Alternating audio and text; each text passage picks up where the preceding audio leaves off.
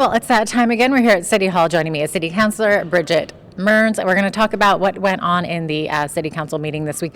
A lot on the agenda, actually. A number of things happening. I know that the city's been talking about renovating Spitz Stadium for quite some time. However, there have been sort of some setbacks or developments, whichever way you want to look at that, right, Bridget? Yeah, so 2 years ago in the CIP plan, we did approve the improvements to Spitz Stadium.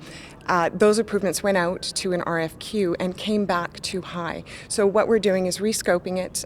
Certainly you'll see amazing improvements and we're super excited about that, but it will have to go back to RFQ, but it still should be on the timeline of being ready for 2017. Right, and they're looking at a $2.9 million budget basically to renovate this 41-year-old stadium, right? That's correct. Okay, and what kind of renovations? Renovations to the bathrooms, the outside of the stadium? I think the really interesting one for me is the accessibility. So they'll make the building more accessible to those in wheelchairs and those with mobility issues. So that's a great plus. Okay, and that should start taking place in the fall, right? Hopefully. Okay, awesome. Something else coming up, Pride Fest coming up in June. There was a presentation that asked us to contemplate putting rainbow crosswalks around Galt Garden for the Pride Fest, which is June 27th to 25th.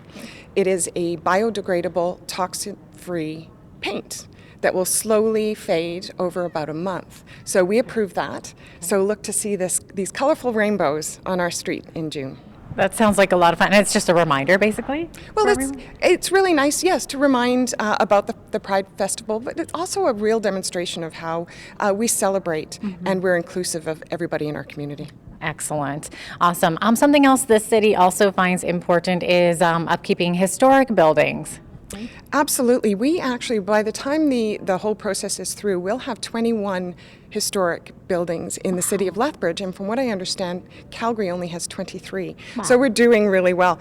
We approved for the process to continue on 3 homes in Lethbridge, the Watson home, the Collier home, and the Buchanan home. Okay. They each have unique features that go back to, one is 1908 and 1911, and one is in the late 30s. And they're really good examples of the architecture at that time.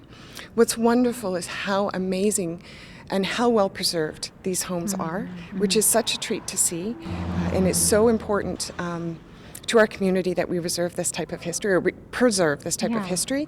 So I'm really thankful to these homeowners who do that and step up and then take this process to the next step. Yeah, no, that's awesome. Speaking of homeowners, the city's wanting to help homeowners with their property taxes, right, to reduce those fees. Yeah, so what we're finding is that the people who are actually paying the penalties for overdue taxes are really in dire straits, as you would imagine. So what we've done is reduce the penalty down a couple of percentage points, just to make it a little bit easier.